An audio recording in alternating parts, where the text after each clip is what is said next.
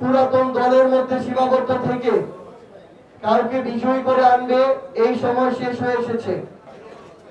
আমরা জাতীয় নাগরিক পার্টি এনসিপির সংগঠন টিমের পক্ষ থেকে বাংলাদেশের প্রত্যেকটি জেলায় আমরা আমাদের আহ্বায়ক কমিটি করার কার্যক্রম চালিয়ে যাচ্ছি। ইতিমধ্যেই উত্তরাঞ্চলের 32টি জেলার মধ্যে 20টি জেলার আহ্বায়ক কমিটি হয়েছে এবং আমরা আশা করছি ডিসেম্বরের মধ্যে বাংলাদেশের প্রত্যেকটি ওয়ার্ড পর্যন্ত এনসিপির আহ্বায়ক কমিটি হবে। আমরা মনে করি আগামী নির্বাচনে শক্তিশালী অবস্থান ধরে রেখে সংসদে জনগণের প্রতিনিধিত্ব করার জন্য এনসিপির সাংগঠনিক ভিত্তিকে শক্তিশালী করা অনেক বেশি গুরুত্বপূর্ণ। সেই লক্ষ্যে আমাদের উত্তরাঞ্চল এবং দক্ষিণাঞ্চলে আমাদের এই কমিটি গঠনের প্রক্রিয়াটি চলছে। বিগত সময়ে বাংলাদেশের গতানুগতিক রাজনৈতিক দলগুলো তাদের পুরনো কালচারে মাঠ পর্যায়ে যেভাবে ইকুয়েশন হিসাব করত, যেভাবে মানুষ আগে দলের নাম দেখে মার্কা দেখে ভোট দিয়ে আসতো, এখন বর্তমানে মাঠের সেই অবস্থা আর নেই। এখনো যারা পুরাতন রাজনৈতিক কালচারের উপর আস্থা রেখে মনে করছেন যে শুধুমাত্র নির্বাচনের কয়েকদিন আগে আবারও মাঠে গিয়ে আপনারা জিতে আসবেন, যেটা আপনারা পূর্বে করতে পেরেছিলেন, আপনাদেরকে আমরা বলতে চাই যে সময় থাকতে আপনারা মাঠে গিয়ে জনগণের কথা শুনুন, জনগণ কি বলে সেটা বোঝার চেষ্টা করুন।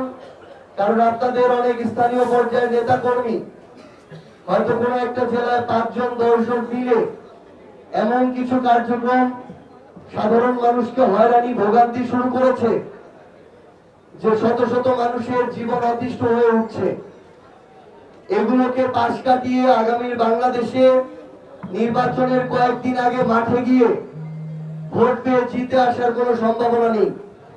আমরা আপনাদেরকে আহ্বান করব, আপনারা মাঠে যান এবং আমরা আমাদের জায়গা থেকে এনসিপির যারা নেতাকর্মী আছেন তারা যেভাবে মাঠে যাচ্ছেন কাজ করছেন, আমরা আশাবাদী যে আগামীতে মাঠ পর্যায়ে বাংলাদেশের মানুষ আর কোন দল কিংবা মার্কার প্রতি অন্ধ থাকবে না। সেই সময় 24-এর অভ্যুত্থানের মধ্য দিয়ে শেষ হয়ে গিয়েছে এবং আমরা প্রত্যাশা করছি যে আগামীতে মানুষ ওই বয়সের মধ্যে সীমাবদ্ধ থেকে, মার্কার মধ্যে সীমাবদ্ধ থেকে, পুরাতন দলের মধ্যে সীমাবদ্ধ থেকে কাউকে বিজয়ী করে আনবে এই সময় শেষ হয়ে এসেছে।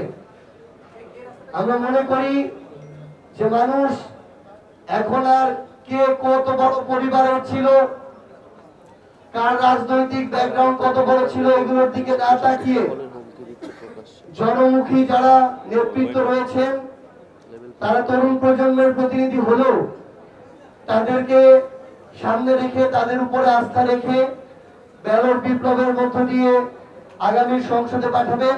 সেই লক্ষ্যেই আমরা জাতীয় নাগরিক পার্টি এনসিপি কাজ করে যাচ্ছি।